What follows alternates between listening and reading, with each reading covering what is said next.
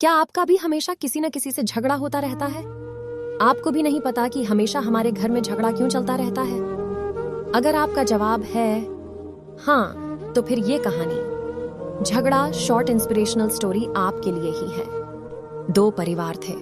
ये दोनों एक दूसरे के पड़ोस में ही रहते थे। उन दोनों परिवार में से एक परिवार हमेशा लड़ता झगड़ता था, वही दूसरा परिवार शांति से रहता था। एक दिन झगड़ालू परिवार की पत्नी, जो दूसरा परिवार शांति से रहता था, उससे ईर्ष्या करते हुए अपने पति से कहती है कि आप एक दिन हमारे जो पड़ोसी है उसके घर पर जाके देखो कि आखिर वो सब इतने अच्छे तरीके से रहने के लिए क्या करते हैं। पत्नी की बात मानते हुए पति अपने पड़ोसी के घर पर लोगों का व्यवहार छुप के चुपचाप देखने के लिए गया। उसने देखा कि एक औरत फर्श पर पोछा लगा रही है। तभी अचानक रसोई घर में से कुछ आवाज आने की वजह से वो रसोई घर में चली जाती है। तभी उस औरत का पति एक रूम में से बाहर निकलकर दूसरे रूम की ओर जाता है।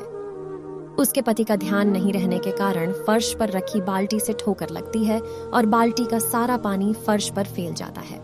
उतने में ही उसकी पत्नी रसोई घर में से बाहर आती है और अपने पति से बोलती है कि आई एम सॉरी, ये मेरी गलती थी कि मैंने रास्ते से बाल्टी को नहीं हटाया। पति ने जवाब दिया, नहीं डार्लिंग, आई एम सॉरी, क्योंकि मैंने इस पर ध्यान ही नहीं दिया।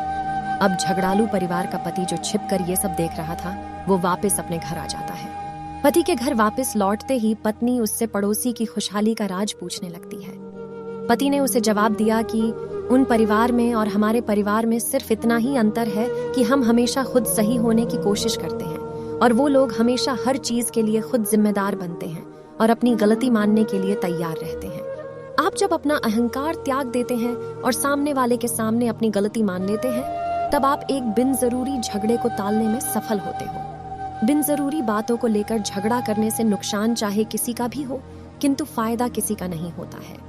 बात चाहे छोटी ही क्यों ना हो, बिन जरूरी क्यों ना हो, किंतु झगड़ा तो हमेशा होता ही है, क्योंकि वो तो अहंकार के कारण ही होता है।